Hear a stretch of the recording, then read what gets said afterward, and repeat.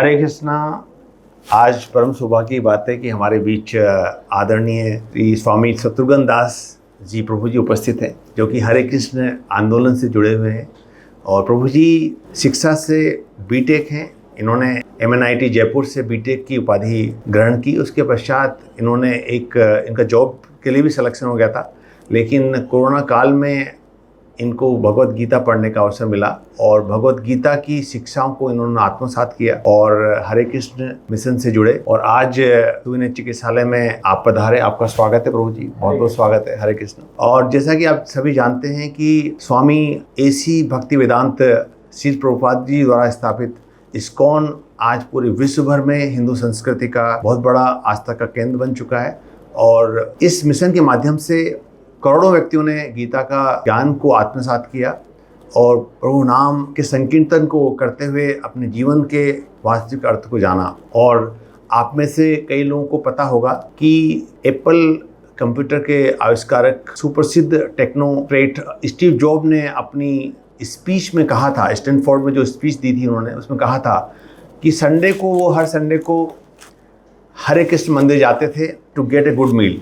I would visit to Hare Krishna Mandir temple every Sunday to get a good meal.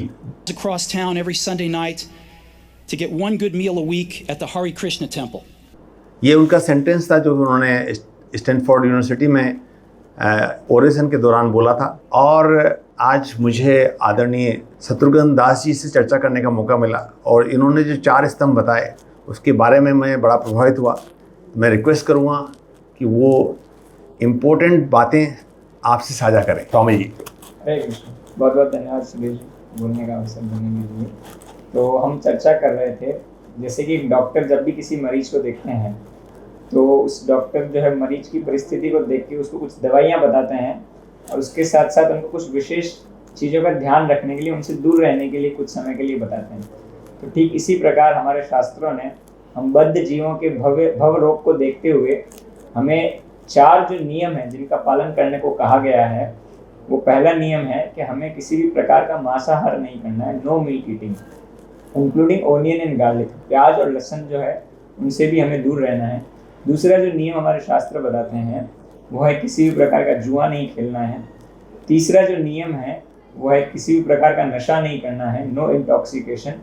चाय और coffee भी जो है एक प्रकार का इंटॉक्सिकेशन है, नशीले पदार्थ हैं, क्योंकि उसमें कैफीन और निकोटीन रहता है। और चौथा जो है वो है नो इलिसिट अफेयर, किसी भी स्त्री से अवैध संबंध नहीं होना चाहिए। तो इन चारों को अगर कोई करता है, मतलब कोई मांसाहार कर रहा है या कोई जुआ खेल रहा है, तो उससे जो धर्म के जो 4 स्तंभ है, जैसे कि मांसाहार करने से व्यक्ति के हृदय में दूसरे जीवों के प्रति दया खत्म होती है। जुआ खेलने से हमारे शास्त्र बोलते हैं व्यक्ति में जो सत्य बोलने की जो क्षमता है, क्योंकि जुआरी को खुद को नहीं पता है अगले क्षण क्या होगा। जो व्यक्ति नशा करता है वो तप नहीं कर सकता है। हमने देखा है कई बार लोग को अगर चाय नहीं मिलती तो उनके दिन की शुरुआत नहीं होती, तो तपस्या करने की शक्ति जो है वो खत्म होती है। और कोई बहुत ज़्यादा स्त्री व्यभिचार में है, जिसका हृदय काम वासनाओं से भरा है, तो वो कभी भी अपने हृदय में परमात्मा से साक्षात्कार नहीं कर सकता, क्योंकि उसका मन कभी शुद्ध नहीं है। तो ये जो 4 जो निषेध हैं, जो डोंट्स हैं, वो हमारे शास्त्र बताते हैं। और क्या करना है, कौन सी दवाई हमें लेनी है, हमें 2 दवाई लेनी है हमारे शास्त्र बोलते हैं। एक तो भगवान के नाम का जप, हरे कृष्णा कृष्णा कृष्णा हरे हरे, हरे राम राम राम हरे हरे। प्रतिदिन कम से कम 108 बार इसका जप करना है। और दूसरी दवाई है जो कि बहुत ही फेमस दवाई है इस्कॉन की, वो है भगवान का महाप्रसाद ग्रहण करना। इन 2 दवाइयों से और इन 4 नियमों का पालन करने से हम भव रोग से बहुत सरलता से मुक्त हो सकते हैं। हरे कृष्ण। हरे कृष्ण। हरे कृष्ण।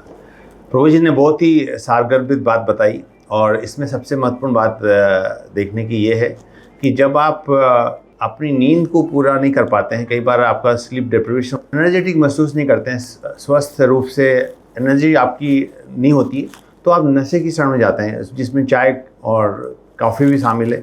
तो इसलिए शास्त्रों में सुबह उठने को बहुत महत्व दिया है कि ब्रह्मचार्य में उठें, ताकि आप ब्रह्म मुहूर्त में उठने के लिए आपको जल्दी सोना पड़ेगा, 9, साढ़े 9, 10 बजे सोना पड़ेगा।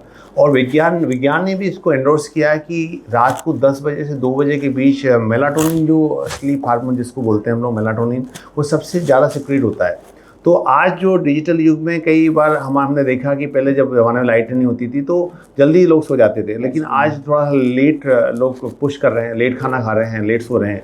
उसकी वजह से जब वो सुबह उठते हैं तो उनके मन में उत्साह नहीं होता है, काम करने की कोई चाहत नहीं होती है, एनर्जी नहीं होती है, तो वो उसके लिए नशे की शरण में जाते हैं। और इसके साथ साथ में जो जब जैसा आपने बताया कि no meat eating, no onion, no garlic, जब आप तामसी भोजन नहीं करते हैं तो उससे क्या होता है कि जब मन के अंदर सात्विक भाव जगते हैं, इसलिए कहा है शास्त्रों में कि मदिरा मांस तामसी भोजन करते मन और तन को दूषित, ये तन और मन दोनों को दूषित करते हैं। तो इसलिए आप बिल्कुल सही बोला आपने कि किस तरह से हम अपने मन को दूषित करने से बचाएं और उसके लिए इनसे दूर रहें।